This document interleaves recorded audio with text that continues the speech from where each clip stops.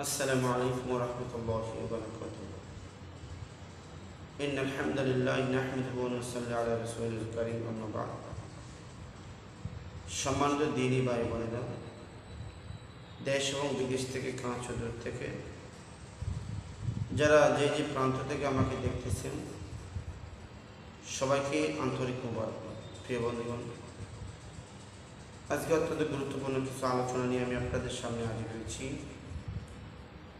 আমি সাথে রয়েছি হাকিম নুরুদ্দিন আহমদ ফরাজি। প্রিয় বন্ধুগণ, আজকে যে আলোচনাগুলো করব অত্যন্ত গুরুত্ব সহকারে আপনারা ভিডিও শুরু থেকে শেষ পর্যন্ত দেখবেন। একটা সমাধান ইনশাল্লাহ। আমার প্রবাসী ভাইয়েরা বলেন, স্যার বিয়ে করেছি 7 থেকে 8 বছর হয়েছে, কিন্তু এখন যৌন শক্তি একেবারে হারিয়ে গিয়েছে, দুর্বল হয়ে গিয়েছি, স্ত্রীর কাছে সময় দিতে পারি না, সহবাসের সময়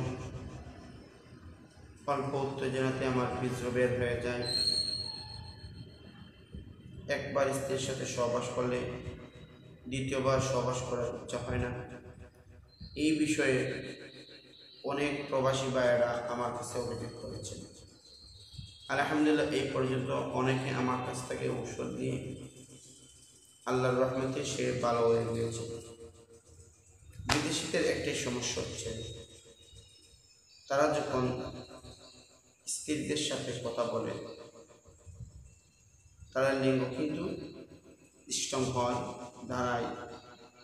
এক পর্যায়ে কথা বলতে বলতে লিঙ্গের উপরে তারা জুলুম অত্যাচার করা শুরু করে দেয়, অর্থাৎ হস্তমিথন করা শুরু করে দেয়।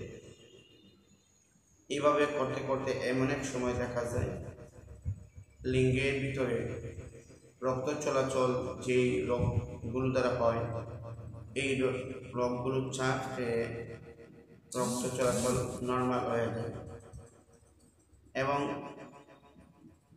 এতে তারা একেবারে দুর্বল হয়ে যায়। এইগুলো থেকে কীভাবে আপনি বের করবেন? 1 নম্বর হচ্ছে অশ্লীল কথাবার্তা স্ত্রীর সাথে ফোনে অথবা প্রেমিকার সাথে ফোনে, এইগুলো কমাইতে হবে। 2 নম্বরে যে ওষুধগুলো বলবো এগুলো মনে রাখতে হবে। 1 নম্বরে ভালো খাবার খাইতে হবে, প্রত্যেকদিন সকালে খেজুর খেতে হবে, প্রত্যেকদিন রাত্রে খেজুর আর দুধ খাইতে হবে। এর পাশাপাশি আপনারা যদি পারেন, যেটা আপনার রোগকে সমাধান করে দেবে, সেটা হচ্ছে আলকুসির পাউডার। প্রতিদিন রাত্রে 1 গ্লাস দুধের সাথে 1 চামচ আলকুসির পাউডার, 1 চামচ মধু, এই 3টা জিনিস আপনি সেবন করতে পারেন।